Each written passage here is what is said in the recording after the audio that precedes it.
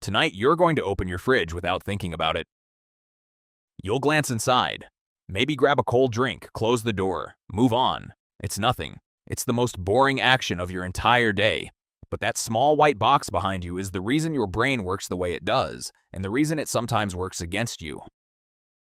For almost the entirety of human existence, that box did not exist. And your body still hasn't caught up. Picture 2 million years of your ancestors. No cold storage, no jars, no freezer drawers humming quietly in the corner of a kitchen. Just meat, fruit, and roots that started rotting the moment they were found. Food was not a resource you managed. It was a race you were always losing against bacteria, insects, and time itself. This changes everything about how you were built. Your brain didn't evolve in a world of abundance. It evolved in a world of scarcity, uncertainty, and spoilage.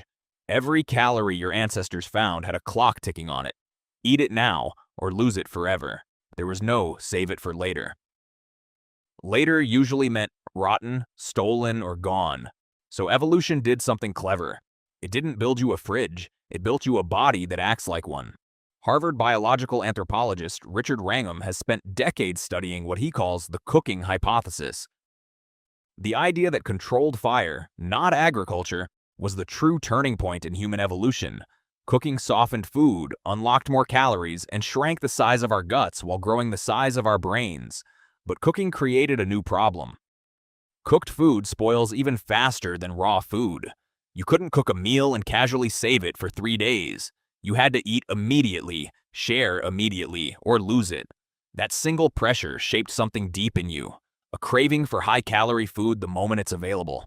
Not because you're weak-willed, because for 2 million years, hesitation meant starvation. Think about that the next time you stand in front of an open fridge at 11 at night, staring at leftovers you don't even want. Your brain isn't broken, it's ancient. It's still running code written for a world where food didn't wait. Now here's where it gets stranger. Without refrigeration, your ancestors couldn't store food outside their bodies, so they stored it inside their bodies instead. Fat wasn't a flaw, it was infrastructure. It was the original refrigerator, built from biology instead of electricity. Harvard evolutionary biologist Daniel Lieberman has written extensively about how the human body evolved as an incredibly efficient fat storage machine. Precisely because food supply was never guaranteed. A body that stored fat easily during a good season survived a bad one. A body that burned through every calorie immediately did not. Natural selection didn't reward moderation. It rewarded hoarding, just in a form you couldn't see. Adipose tissue instead of a pantry shelf.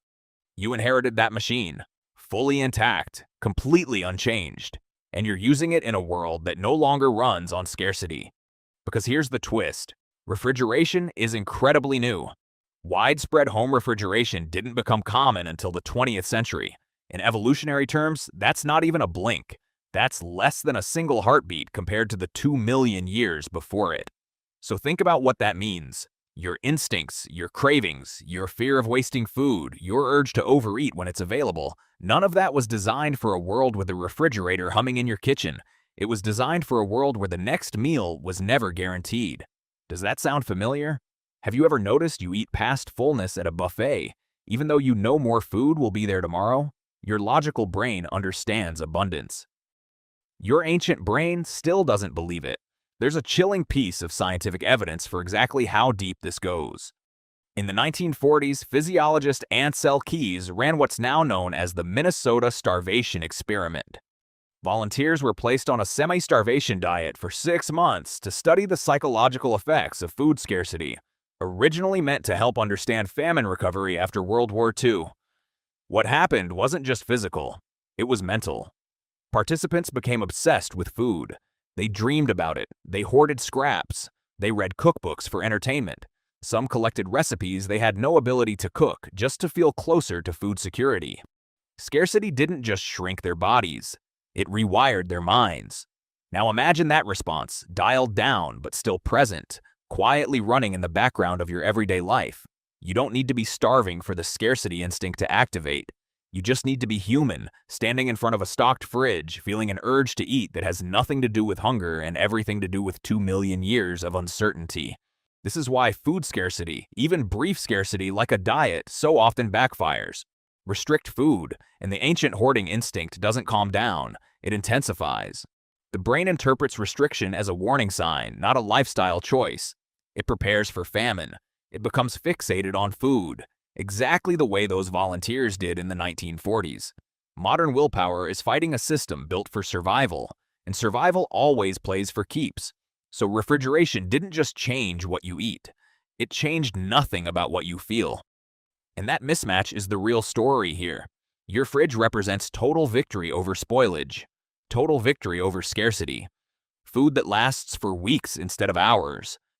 And yet the parts of your brain responsible for craving, hoarding, and urgency never got the memo. They're still bracing for a famine that, for most people reading this, will likely never come. That's the strange, quiet tension humming behind that white door every single day. A machine built for scarcity, operating in an age of abundance. And it explains so much of what feels like a personal failure but isn't. The urge to finish the whole bag, the guilt over wasting food, the anxiety of an empty fridge even when you know you'll shop again tomorrow. None of that is weakness. That's 2 million years of hard-won survival instinct, refusing to believe the crisis is over. Modern life solved the problem of spoilage almost overnight, but it left your instincts exactly where they were, still standing guard over a threat that vanished generations ago. Consider how differently your ancestors had to think about time itself. For you, time is linear and forgiving. If you don't eat something today, you eat it tomorrow. The food will still be there. But for nearly the entire span of human evolution, time was the enemy of every meal. A killed animal began decomposing within hours. Foraged fruit bruised and molded within days. There was no pause button. There was no, "I'll get to it later." Every piece of food came with an invisible countdown, and that countdown shaped behavior at a level far deeper than conscious thought. This is why anthropologists studying hunter-gatherer societies, from the Hadza of Tanzania to the Juhwanzi of the Kalahari, consistently observe something that looks strange to modern eyes. Immediate, almost total consumption of food the moment it's acquired, followed by sharing it widely across the group. It looks wasteful. It looks impulsive. It's neither. It's a highly rational response to a world without preservation. If food can't be stored, the smartest thing to do with it is eat it now and build social credit by sharing it so that when someone else finds food and you have none, they remember and share back. The storage system wasn't a container. It was a relationship. It was reciprocity, running as a kind of social refrigeration, decades before anyone built a mechanical one. Your fridge replaced not just a food preservation problem. It quietly replaced an entire social contract that used to bind small groups of humans together through the shared uncertainty of hunger.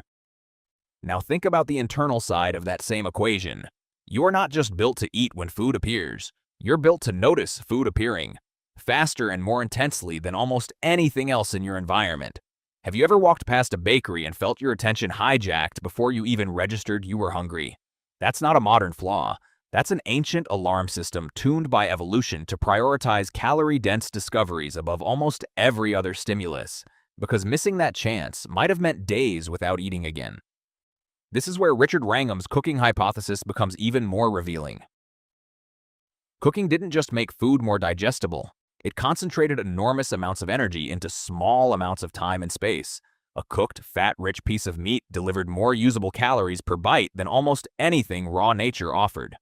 Your ancestors who could detect, crave, and rapidly consume these rare windfalls outcompeted those who couldn't. Slowly, over hundreds of thousands of years, craving intensity itself became a survival trait. You didn't inherit a taste for sugar and fat by accident. You inherited it because the humans who didn't feel that pull left fewer descendants. And still, none of this was ever matched with an internal mechanism for handling constant abundance, because constant abundance never existed. Not once in 2 million years, until extremely recently. This is the part that tends to surprise people most. Refrigeration as an everyday household technology wasn't just late to human history. It was almost the very last thing to arrive. Basic electric refrigerators for the average home didn't become common in most of the world until well into the 20th century. If you compressed all 2 million years of human evolutionary history into a single 24-hour day, refrigeration would show up in roughly the final second before midnight. Your craving for calorie-dense food, your instinct to hoard, your discomfort watching food go to waste, all of that finished evolving long before that final second ever arrived.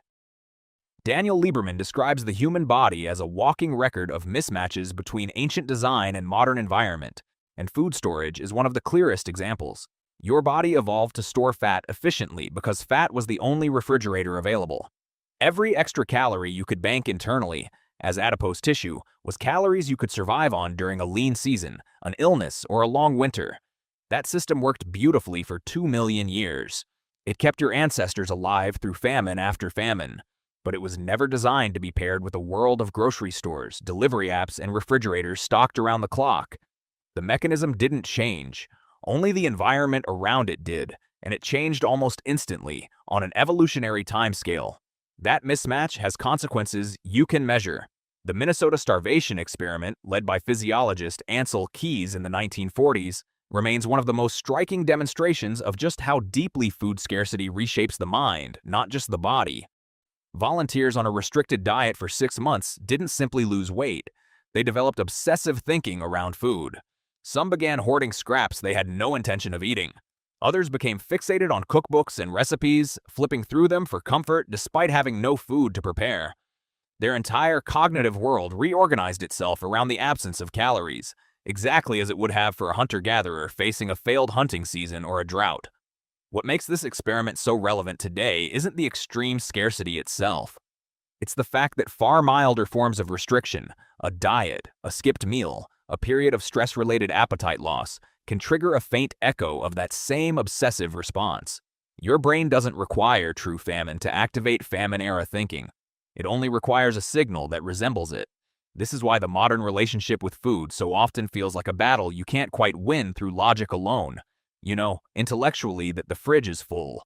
You know there's more food coming tomorrow. But the ancient parts of your brain responsible for craving and urgency were never wired to trust that knowledge. They were wired to trust immediate evidence and immediate action. Eat now. Store now. Don't risk it.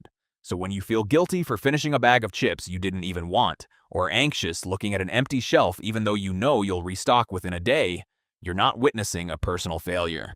You're witnessing 2 million years of hard-earned survival wisdom, still standing guard over a threat that disappeared for most of the developed world roughly a single human lifetime ago. There's something almost poetic in the timing. Right as humanity solved the ancient problem of spoilage, a new problem quietly took its place. Obesity, once one of the rarest conditions in human history, became one of the most common, almost precisely tracking the rise of mechanical refrigeration and reliable food supply chains across the 20th century. Your body didn't get worse at managing food. Your environment got radically better at supplying it, faster than evolution could ever hope to adjust. This is not a story about willpower. It's a story about mismatch. A story about a species that spent 2 million years building an extraordinarily sophisticated internal system for surviving scarcity, only to solve scarcity almost overnight and leave that internal system fully armed, fully alert, and completely unaware the war is over. So tonight, when you open that fridge without thinking about it, notice what's really happening underneath the surface. You're not just grabbing a snack. You're standing at the exact fault line where 2 million years of scarcity meets barely a century of abundance. Your ancestors would have killed for that quiet hum in the corner of your kitchen. And somewhere inside you, a very old, very tired instinct still hasn't realized it can finally rest.